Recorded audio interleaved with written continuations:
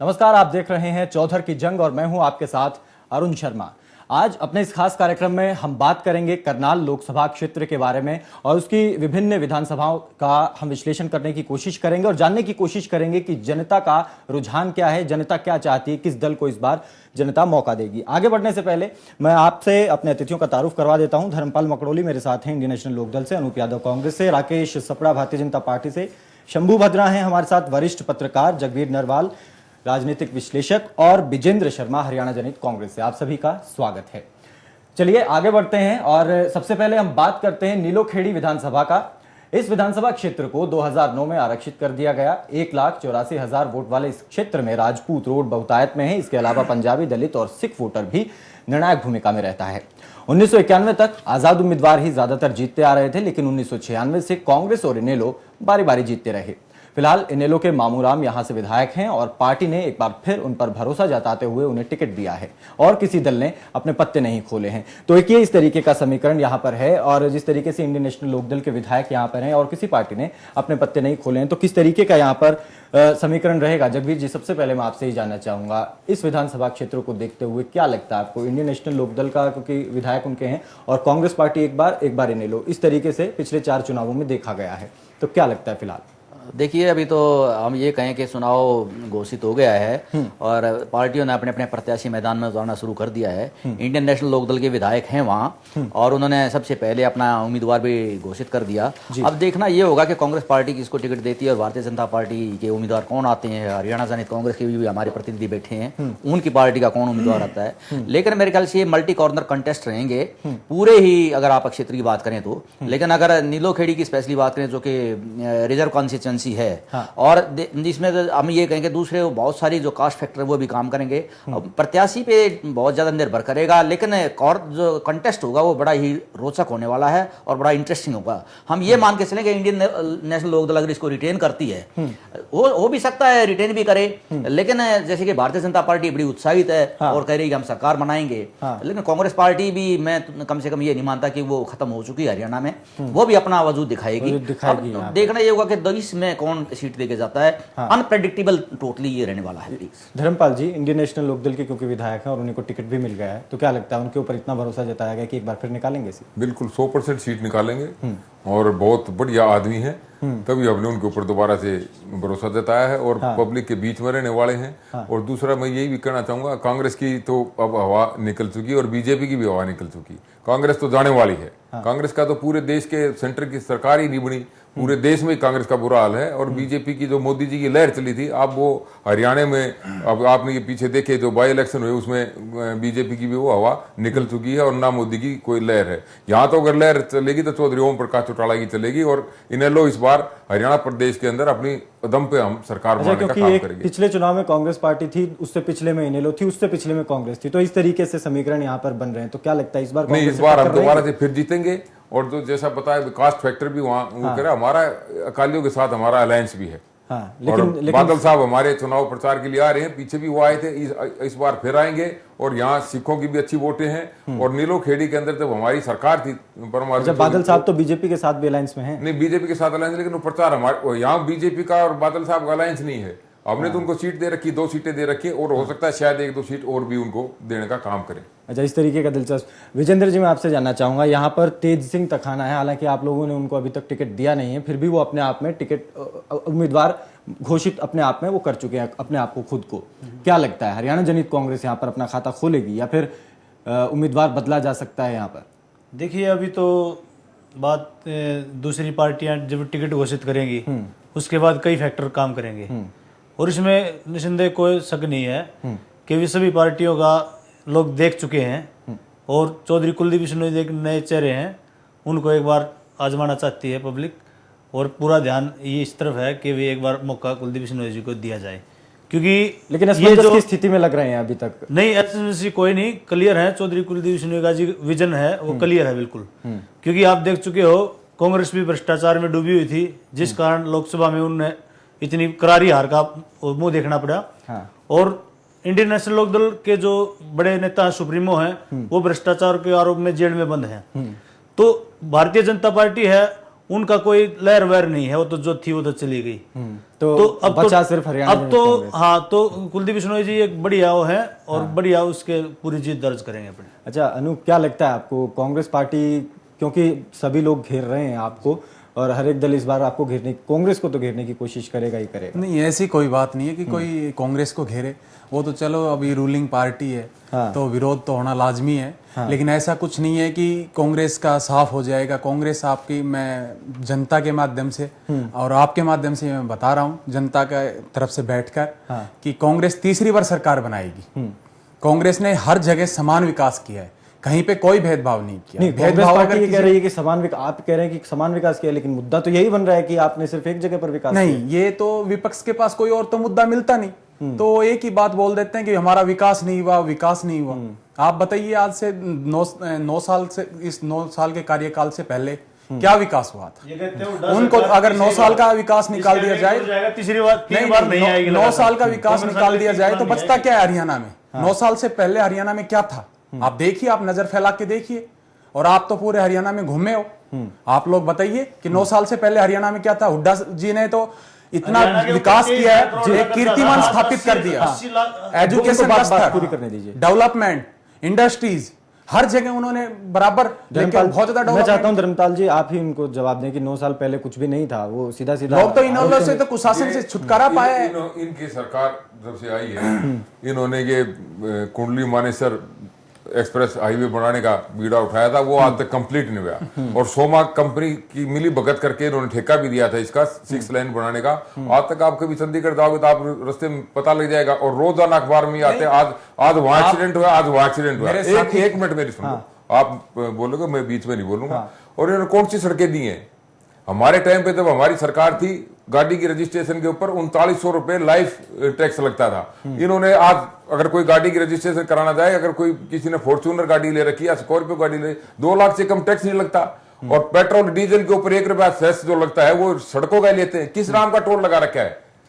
Haryana government है क्या है उसमें? सेंट्रल गवर्नमेंट ने चलिए ठीक है, ये मुद्दा भी है। राकेश जी, क्या विरोधियों के पास कोई और मुद्दा नहीं है, इसीलिए वो क्षेत्रवाद का ही आरोप लगा रहे हैं हुड्डा साहब पर? अरुण जी, मैं उससे पहले आपको बताऊं कि ये जो पूरा का पूरा लोकसभा का क्षेत्र है, जिसमें 9 विधानसभा की सेगमेंट्स आती हैं, उसके अंदर आम समस्या जो पानी की निकासी की, सीवरेज की, रोजगार की, ये समस्याएं तो हैं, सड़क की भी समस्याएं हैं। आप वहां इन एरिया में जाकर देखिए, सड़कों की समस्या एक जनरल समस्या है, पानी की निकासी की समस्या है। इन समस्याओं के बाद मेरा कहना सिर्फ इतना है कि भारतीय जनता पार्टी का जो लोकसभा का 2014 का एक जनरल इलेक्शन हुआ, उसके अंदर एक बार आंकड़े को, जिसको हम नजरअंदाज नहीं कर सकते, एक बार उसके ऊपर नजर डालें तो हमारे जो अश्विनी चोपड़ा जी वहां से मेंबर पार्लियामेंट चुनकर आए हैं, उन्होंने इस बार यहां पर 49.84% वोट हासिल किए हैं। और जो कांग्रेस के अरविंद शर्मा जी हैं, जो अब कांग्रेस को छोड़कर बीएसपी में चले गए हैं, वो दूसरे नंबर पर रहे और उनको जो वोट मिले हैं 19.66% मिले हैं। अब ये अंतर देखिए। अच्छा, ऐसे तो मैं उस पर एक बार क्लियर करूं कि बीजेपी का इस सीट पर पूरी की पूरी 9 सेगमेंट्स पर, करनाल वाली पर जो वोट बैंक मिला है और जो जनाधार बढ़ा है, उसको इग्नोर नहीं किया जा सकता। ये नेचुरल है कि इस बार के विधानसभा के इलेक्शंस में वो जनाधार हमारा बढ़ा है, क्योंकि दूसरी पार्टियों के नेता जैसे छोड़कर उनको भाग रहे हैं और भारतीय जनता पार्टी की तरफ उनका रुझान बढ़ा है। लेकिन ऐसे तो पूरे भारत में ही देखा गया कि लोकसभा चुनाव में भारतीय जनता पार्टी का प्रभाव बढ़ा, लेकिन उपचुनाव ने एक तस्वीर और पेश की। उपचुनाव की बात बताऊं, कांग्रेस और बाकी जो पार्टियां हैं, अब इनेलो की बात लीजिए, उनके नेता जेल में है। कांग्रेस एंटी इनकम्बेंसी और अपने ही नेताओं से, आज देखिए शारदा राठौर जी का स्टेटमेंट देखिए, अशोक तंवर और मुख्यमंत्री जी के बीच में जो मतभेद उभर कर आ रहे हैं वो देखिए। चलिए मतभेद की भी बात करेंगे, पार्टी में नहीं होते, हमारी आपसी बात है, हमारी आपसी बात है, सुलझा लेंगे। शंभू जी, मैं अब तक की जो ठीक है शंभू जी, पार्लियामेंट के जो है अश्विनी चोपड़ा जी वही विरोध कर रहे हैं। चलिए ठीक है, बात कर रहे हैं। ठीक है, मैं पास आज अपने कैंडिडेट नहीं है, एक बार टिप्पणी करना चाहूंगा। हाँ बोलिए। अश्विनी शर्मा जी ने उस बात को पूरा का पूरा, अश्विनी चोपड़ा जी ने उसको अपने आप अपनी स्टेटमेंट को क्लैरिफाई किया कि वो जो है मीडिया ने उसको गलत हाईलाइट किया, उनका वो मतलब नहीं था। उन्होंने उसको भी बताया कि मेरे से कहा गया था कि अपने अपने कैलाश चंद शर्मा भी तो नारनौल में, उन्होंने भी तो कितना जबरदस्त विरोध किया, पुतला फूका गया है। आरोप लगे रामविलास शर्मा जी के घर पे फूका गया, रामविलास शर्मा जी के खिलाफ जुलूस निकाला गया। आज चलिए ठीक है वो दूसरी बात, उस पर भी आऊंगा मैं, इस पर राकेश जी मैं आऊंगा, हमारे पास इस बार वोट लेने टिकट मैं लेने वालों की आऊंगा आपके पास। चलिए अरुण जी, शंभू जी, ये जो तस्वीर दिखाई दे रही है नीलोखेड़ी विधानसभा की, आपको क्या लगता है कांग्रेस पार्टी के खिलाफ जो एंटी इनकम्बेंसी है, क्या वो यहां पर काम करेगा? दूसरी बात, इंडियन नेशनल लोकदल का जो शीर्ष नेतृत्व है वो जेल में है, क्या उसका नेगेटिव असर पड़ेगा इस सीट पर? और तीसरी बात, जो भारतीय जनता पार्टी कह रही है कि जो लहर थी वो इस बार भी काम आएगी उनके। देखिए, जो नीलोखड़ी सीट है, इसका जो कास्ट इक्वेशन पे अगर आप गौर करिए, हाँ। तो यहाँ पे दलित की संख्या ज़्यादा है और इस कारण से इस सीट को शायद ये सीट सेफ सीट, मतलब ऐसी सीट है, सुरक्षित सीट है। हाँ। और पूरे हरियाणा में अगर आप देखें तो 21% दलित की मतलब आबादी है और हाँ। वो वोटर हैं। और यहाँ पे पंजाबी बहुल भी है इस सीट पे, और पंजाबी की आबादी 8% है। तो पंजाबी समुदाय को लेकर जो खासकर हुड्डा सरकार की जो अभी रणनीति रही है गुरुद्वारा कमेटी को लेकर के, तो उसका मान लीजिए एक सहानुभूति इनको मिल सकता है, बशर्ते कि इसका कैंडिडेट सही हो। ठीक है, जहाँ तक इनेलो के विधायक वहाँ से हैं, तो ऑलरेडी इनेलो के विधायक जहाँ भी है उन पे काम नहीं करने का आरोप लगते रहे हैं कि अब वो दलील जो दे, दलील मान लीजिए जो भी दे। दूसरा एक जो दिलचस्प आंकड़ा यहाँ पे है कि 1966 से लेके जब से हरियाणा बना है तब से लेके आज तक जितने भी चुनाव हुए हैं, हाँ। उसमें से पूरे हरियाणा के उस समय में 81 थे, अभी 90 सीट है, तो हाँ। उसमें कुल मिला के 32 सीट ऐसी हैं जिसपे कि कभी न कभी बीजेपी या जनसंघ के रूप में उसने विजय प्राप्त किया है। उसमें एक नीलोखड़ी भी है। बिल्कुल ठीक है। तो यहाँ पे इस बार जो जनता अगर वोट देने जाएंगी तो वो उनके पास ऑप्शन क्या रहेगा? हाँ। कांग्रेस की स्थिति आप देख रहे हैं, हाँ। इन लोग को वो परख चुके हैं, उनके पास एक ऑप्शन के तौर पे बीजेपी दिखाई दे रही है। ठीक है, जो कि एक अस्थायी सरकार दे सकती है। कोई भी वोटर हैंग असेंबली नहीं चाहेगा कि हमें यहाँ असेंबली हो। तो उस हिसाब से हमको लग रहा है कि इस चुनाव में इस सीट पर अगर बीजेपी अपने सही उम्मीदवार उतार पाती है तो उन्हें मतलब बेनिफिट का चांस है। अच्छा, ऐसा भी कहा जा रहा है क्योंकि जमीनी जो रिपोर्ट बता रही है कि भारतीय जनता पार्टी का कोई मजबूत कार्यकर्ता वहां पर नहीं है जो टिकट का दावेदार हो।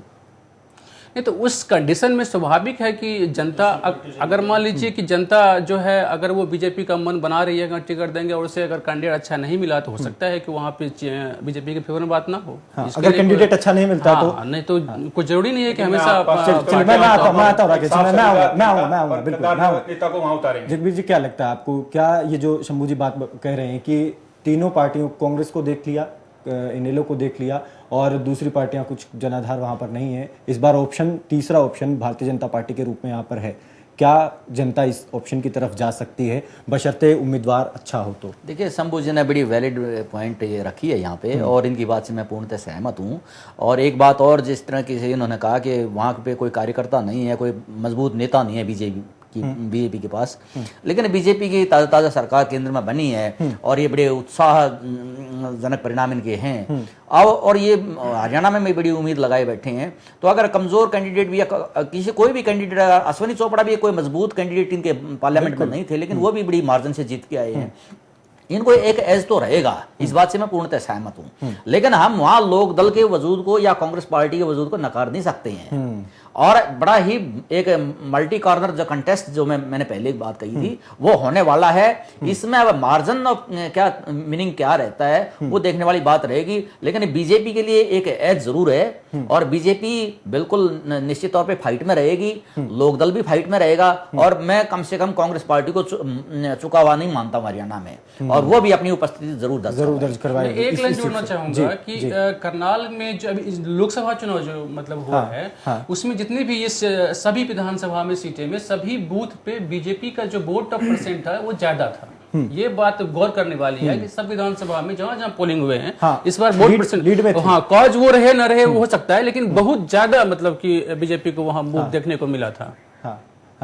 धर्मपाल जी, क्या लगता है टक्कर किससे रहेगी आपकी इस विधानसभा में, क्योंकि सिटिंग एमएलए है? तो ये मान रहे हैं कि टक्कर वो हमारे किसी के है ही नहीं, हम तो आराम से सीट जीतेंगे। और जैसा मेरे साथियों ने कहा कि हमारे शीर्ष नेता वहां जेल में है, जब हमारे शीर्ष नेता जेल में ही थे हमने 2 सीटें पार्लियामेंट की जीती है। कांग्रेस की क्या हालत हुई ये बता देंगे। नहीं, भारतीय जनता पार्टी नहीं जिताई, नहीं, वो हमने तो दो कांग्रेस के अध्यक्ष थे उसको हराया, और जो हल्का का प्रेसिडेंट था श्रीमान कुलदीप बिश्नोई उनको हराया, और बड़े अच्छे मार्जिन से हराया। मोदी जी ने वहां फतेहाबाद में जो रैली थी, इस बार 100% सरकार हमारी बनने जा रही है। एट ए टाइम पे युवा वर्ग सारा हमारे साथ है। चलिए एक हाँ, वो जवाब दे रहे हैं आपकी बात का। इलेक्शन था, उसमें 2 मेंबर पार्लियामेंट बने, लेकिन इस बार तो ये सीएम किसको बनाएंगे? शीर्ष नेतृत्व। चलिए ये भी सवाल है, बिल्कुल ये भी सवाल, ये धर्मपाल जी बस क्या जेल से? चलिए ठीक है, एक ब्रेक के लिए मुझे रुकना है यहाँ पर, एक छोटा सा ब्रेक ले रहे हैं। ब्रेक के बाद आएंगे तो अगली विधानसभा के बारे में भी बात करेंगे। लेकिन जिस तरीके से नीलोखेड़ी की तस्वीर बता रही है, यहाँ पर टक्कर कांटे की होने वाली है। इंडियन नेशनल लोकदल के सिटिंग एमएलए हैं, उनको टिकट दे दिया गया है, बाकी किसी पार्टी ने अभी तक अपने उम्मीदवार मैदान में नहीं उतारे। तो जिस दिन मैदान में उम्मीदवार उतरेंगे तब क्या समीकरण बनते हैं वो भी देखने वाली बात होगी। छोटा सा ब्रेक ले रहे हैं, जल्द लौटते हैं।